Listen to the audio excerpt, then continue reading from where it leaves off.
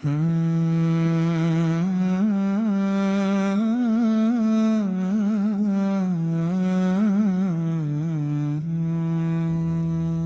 Rabbim, yine barlık günahlarımdan, zor belalardan hem kabir gazabından sakla.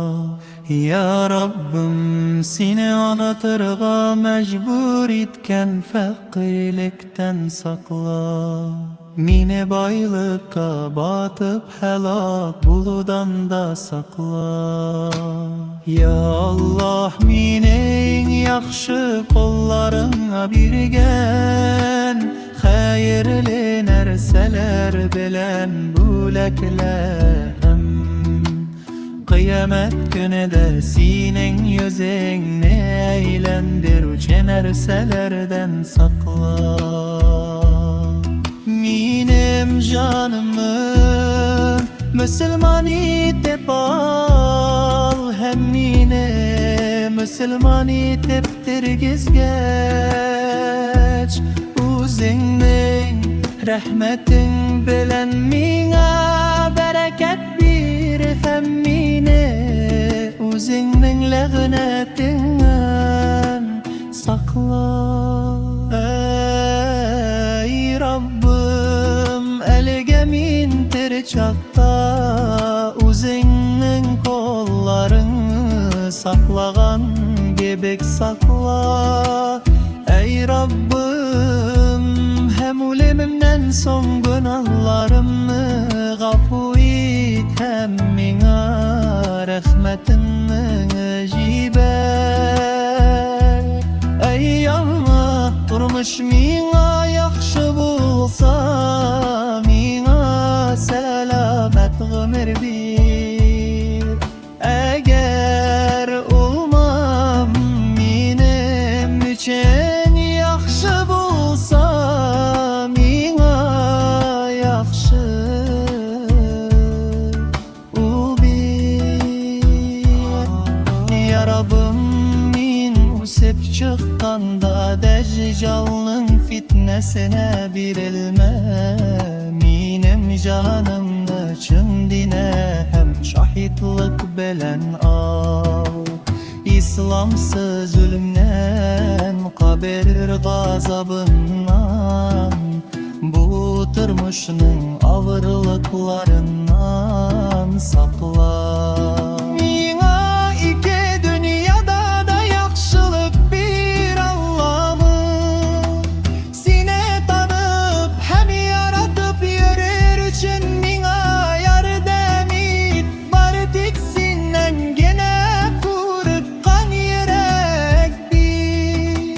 Meni her vakit seni iske düşürürge, buyruklarını öterge buluş.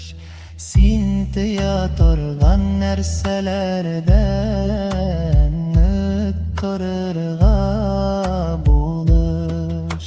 Seni yaratmaudan kotkar, menga yaxshi axloq ber. Senga yarau üçün hem senga müracaat eter üçün gıylimdir. Dünya rahatlarinden bari tek halal bulganların gına bir. Senden başka bir kimge de tabunudan sakla, hem bari tek senga gına tabınır üçün güç bir. Gamellerimni kabul et, günelim nereye hem özümne yaratudan sakla. Eline yalgandan çistart, gözlerimne hıyanetten sakla. Ya Allah, teksin gene hıyanetne, hem kullerde bulganne belesin. Ey Rabbim min sinden iman baylığı, Işanıç kolqımni yaxşırtu peşeler bilen kileşşu. Em yazmışıma razı bulunu sorun. Ey Allah mine bari tiksin yaratkanlarını gına eşlerge. Hem sen yaratmaganlardan tığlarga köçmeli. Sen benim Rabbim, senden başka ibadet kılırga layıklı birevde yok. Sen meni yarattın hem men senin kolun menin mümkün tenesine doğru bulurmu inşallah. Men senin yardımına tayanam, men senin mine bergen rahmetlerini tanıyım, günahlarımı tanıyım.